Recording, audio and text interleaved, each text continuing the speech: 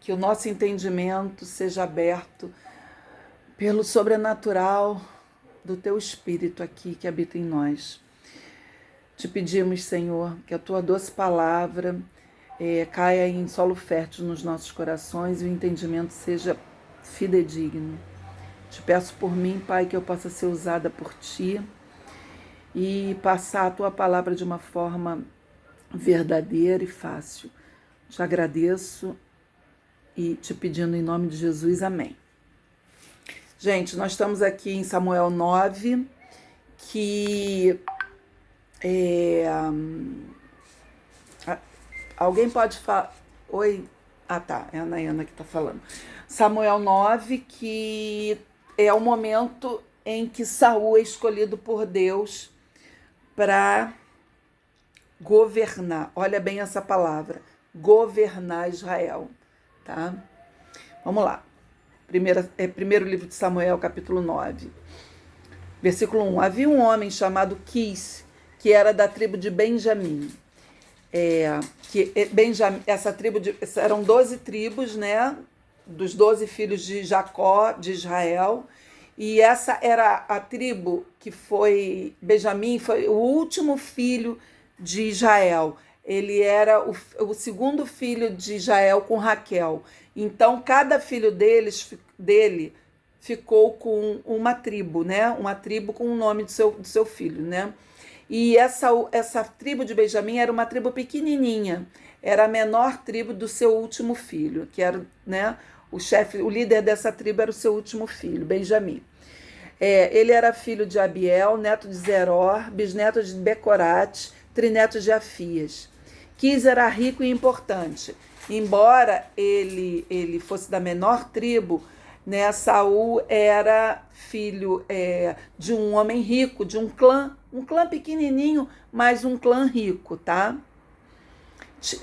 Tinha um filho jovem e bonito, chamado Saul, que não havia ninguém mais bonito que ele entre todos os israelitas. Além disso, era o mais alto que todos. Quando estava no meio do povo, ele aparecia dos ombros para cima. E aconteceu que algumas jumentas que pertenciam a Quis, o pai de Saul, se perderam. Então ele disse a Saul: filho, leve com você um dos nossos empregados e vá procurar as jumentas. Saul já entra nesse cenário, né? Nessa história, na história da Bíblia, né? Ele já entra perdido, tá? Atrás de animais perdidos, ele já entra assim, meio que sem um propósito, né? Nesse momento, o propósito dele era achar os animais perdidos. Eles foram por toda a região montanhosa de Efraim e pela terra de Salisa, porém não acharam jumentas. Então procuraram a terra de Salim, porém elas não estavam lá. Aí procuraram no território da tribo de Benjamim, mas também não as encontraram. Quando entraram na terra de Zuf, Saul disse ao empregado: vamos voltar para casa, senão, em vez de se preocupar com as jumentas, o meu pai vai acabar se preocupando com a gente. Aqui eu quero ressaltar que Saul era um homem bom. Ele era um filho bom, que acatava as ordens do pai. Ele era trabalhador, que não se furtava às ordens que eram dadas ali no seu trabalho. Ele era cuidadoso com o pai, ele tinha um bom coração. Que isso fique assim bem claro, porque o fim acontece de maneira bem diversa isso. Versículo 6, o empregado respondeu: espere, nesta cidade mora um homem santo, que é muito respeitado, porque tudo o que ele diz acontece. Vamos falar com ele. Versículo 7, Saul perguntou: se formos lá, o que vamos levar para ele? Não há comida nas nossas sacolas e não temos nada ali para lhe oferecer. Ou será que temos? O empregado respondeu: tenho uma pequena quantia de prata que posso dar a ele, para que nos conte onde poderemos achar as jumentas. Que fique claro que não era como a gente vê hoje, né? Que essas adivinhações, a troco de dinheiro, não. Era hábito deles, naquele tempo, ao chegarem nos lugares, levarem presentes, levarem mimos, agrados, enfim. Então, não era propriamente pagar por esse trabalho, mas sim honrar por estar falando com alguém santo, alguém separado, né? É questão de honra, não é questão de pagamento, né? De troca. Versículo de 9 a 11. É uma boa ideia, respondeu Saul. Vamos. Então eles foram à cidade aonde o homem santo morava. Quando estavam subindo o morro para chegar à cidade, encontraram algumas moças que estavam saindo para tirar água. Eles perguntaram: o vidente está na cidade? Antigamente, quando alguém queria fazer uma pergunta a Deus, costumava dizer: vamos falar com o vidente, porque naquele tempo os profetas eram chamados de videntes. Nada a ver com o que nós temos hoje como videntes, tá? Nada a ver. Os videntes de hoje são dominados pelo demônio, é outra história. Os videntes aqui, a gente está lidando com os profetas, os homens de Deus, separados por Deus, porque naquele tempo Deus não falava diretamente com os homens, ele falava com os homens através dos profetas, tá? Que isso fique assim bem claro. Ele está sim, responderam elas. Olhem, ali vai ele, ali na frente, andem depressa. Ele está entrando na cidade porque o povo vai oferecer hoje um sacrifício no altar do monte. Assim que entrarem na cidade, vocês o encontrarão antes que ele suba o monte para comer. O povo não começa a comer antes que ele chegue lá, pois primeiro ele tem de abençoar o sacrifício. Só depois é que os convidados podem comer. Subam lá agora e logo vocês o encontrarão. 14. Então eles foram até a cidade. Quando iam entrando, viram Samuel, que saía para subir até o lugar de adoração. Um dia antes de Saul chegar, o Senhor tinha dito a Samuel: o Senhor é um Deus que avisa, é um Deus que instrui, é um Deus que direciona, né? Amanhã, esta hora, eu vou enviar a você um homem da tribo de Benjamim. Olha como ele é um Deus dos detalhes. Um homem da tribo de Benjamim. Você o ungirá para ser o governador do meu povo de Israel. Ele libertará o povo do domínio dos filisteus. Eu tenho visto o sofrimento do meu povo e ouvido os seus pedidos de ajuda. Deus é misericordioso, né? Ele não falou um rei, tá bom? Ele falou um governador. Em outras traduções, traz um líder, não traz, em nenhuma tradução, traz rei, nem do hebraico. É governador, líder, libertador, mas não é rei, tá? Quando Samuel viu Saul, o Senhor lhe disse: este é o homem de quem falei, ele governará o meu povo. Saul foi encontrar-se com Samuel perto do portão e perguntou: por favor, onde mora o vidente? Samuel respondeu: eu sou o vidente. Vá diante de mim até o lugar de adoração. Vocês dois vão jantar comigo hoje. Amanhã cedo eu responderei a todas as suas perguntas e então vocês poderão ir embora. E não se preocupe com as jumentas que se perderam há 3 dias, pois elas já foram encontradas. Afinal, quem é que o povo de Israel está querendo? Eles querem é você e a família do seu pai. Saul respondeu: eu sou da tribo de Benjamim, a menor de Israel, e a minha família é a menos importante da tribo. Então, por que o Senhor está falando comigo desse jeito? Ele era humilde. Por incrível que pareça, ele era humilde. Aí Samuel levou Saul ao seu empregado para o salão de festas e pediu que os dois sentassem à cabeceira da mesa. Ao redor dessa mesa estavam sentados mais ou menos 30 convidados. E Samuel disse ao cozinheiro: traga aquele pedaço de carne que eu lhe entreguei e pedi para deixar reservado. O cozinheiro pegou o melhor pedaço da perna e pôs na frente de Saul. Samuel disse: olhe, aqui está o pedaço que foi reservado para você. Coma-o, pois foi guardado para você comer nesta ocasião em que convidei o povo. E assim, naquele dia, Saul jantou com Samuel. Depois dos dois descerem do lugar de adoração para a cidade, aí arrumaram uma cama para Samuel no terraço. E ele dormiu ali. De madrugada, Samuel foi ao terraço e chamou Saul, dizendo: levante-se que está na hora de ir. Eu vou acompanhar você um pouco. Saul levantou-se e saiu junto com Samuel para a rua. Quando chegaram à saída da cidade, Samuel disse a Saul: diga ao seu empregado que vá na frente. Você espere aqui um instante. O empregado foi e Samuel disse a Saul: eu tenho um recado de Deus para... E aqui eu não tenho embora o povo tenha rejeitado Deus como seu rei, né? Que Deus é o Senhor de Israel, né? Era o rei dos reis, era o rei de Israel, né? É o nosso rei. Pedindo um rei, mas o povo pediu um rei igual ao do mundo, né?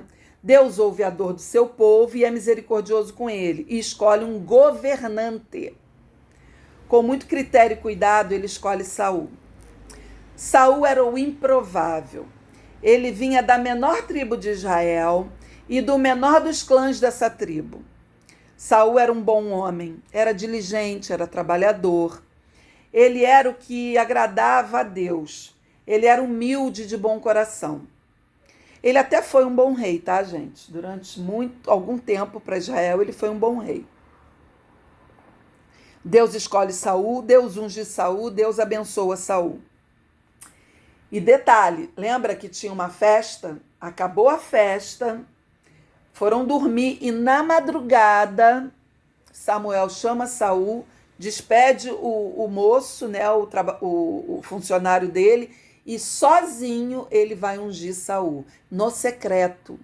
Deus age no secreto.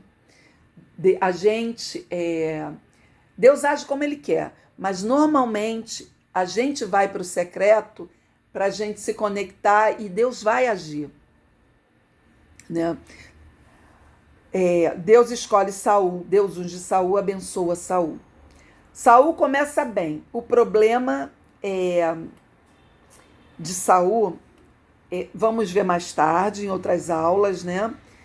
Saul perde o coração dele de Deus e quando a gente deixa de ter o coração para Deus, a nossa mente cativa no Senhor, quem toma conta? O inimigo. E aí, o diabo entrou na vida de Saul mais tarde, né? Deus separa Saul para governar, liderar, dominar o povo. Mas em lugar nenhum Deus se refere a Saul como rei. Ainda que fosse isso que o povo tivesse pedido. O povo queria colocar um rei no lugar de Deus, né? do rei, no nosso rei. E Deus faz o que é o melhor. Deus não faz o que a gente pede. Deus faz o que é o melhor para a gente. E assim ele colocou um governante. Saul era o estereótipo do rei. Forte, alto, bonitão, atraente. Tudo isso enchia, né, os olhos do povo. Ele era realmente assim, talhado estereotipicamente como um rei, né? Como um rei deve ser, né? E enquanto Saul guardou seu coração em Deus, ele governou bem a Israel. Quais são as lições que a gente vê aqui nesse capítulo? Primeiro, Deus usa o improvável. Gente, Deus ama usar o improvável. Quem de nós aqui não é um improvável de Deus? Eu sou. Da mesma maneira que ele fez com Sara, Sara era estéril, Sara era menopausada, já, além de ser estéril durante a vida que ela houve menstruação para ela, ela já estava menopausada, ela já estava na menopausa. Então a infertilidade dela era total, né? E Deus tornou a mãe de uma nação. Sara teve a promessa e foi a mãe da nação de Israel. A mãe do, né, a gente, por fé, né, a gente se tornou nação santa, filhos, nação, herança de Abraão e de Sara, né? José foi vendido como escravo, governou e acabou governador do Egito e levou sua família para lá e ali fez-se segundo a vontade de Deus, né? Olha bem, improvável. Moisés escapou de ser morto quando nasceu, né? Quando ainda era criança. Foi criado pela filha do faraó, né?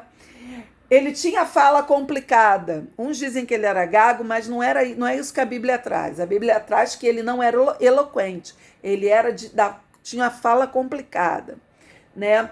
E ele foi usado por Deus para libertar o povo da escravidão, o povo do Egito. Jacó era o segundo filho, né?